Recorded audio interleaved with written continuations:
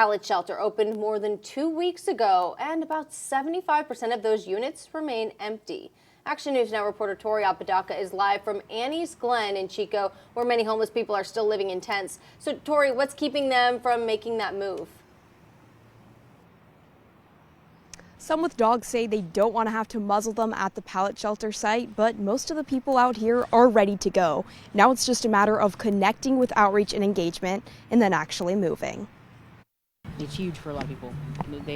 Some of them are in tears. An emotional day for the homeless who got the 7-day notice to move out of the parks. The next move is hopefully getting into the pallets. One homeless woman who didn't want to be identified says she's ready to move into the pallet shelter. You know, somewhere you can lay your head and have a safe place to put your things and lock it up. Right now, 48 people are living at the site, and there's room for about 130 more. We're looking at having it basically increase over the next month or two as we go through the enforcement period with the city. It's about time. Everybody's tired of being outside. Outreach and engagement needs to assess people out in the fields before they can move into the site, and that's what they were doing out here today.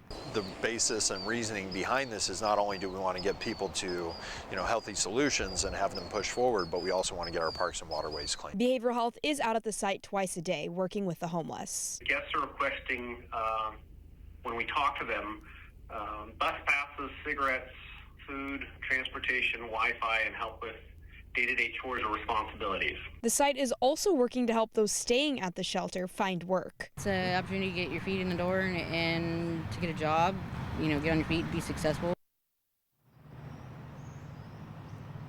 Now, that homeless woman whose story you just heard, she was one of the people that Outreach and Engagement was out here talking with today. And in some cases, they were helping people with belongings and then transporting them to the site.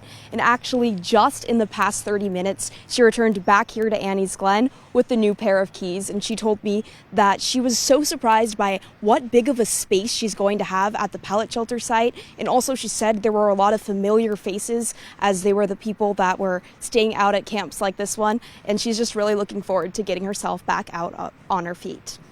Reporting live in Chico, Tori Apodaca, Action News Now, coverage you can count on. Encouraging news, Tori. I actually have goosebumps hearing that story. Now, we also reached out to the tourist shelter, another option for the homeless people who need to move. And the executive director says they currently have about 52 open beds and have received just 2 referrals from the outreach and engagement team out there on the streets.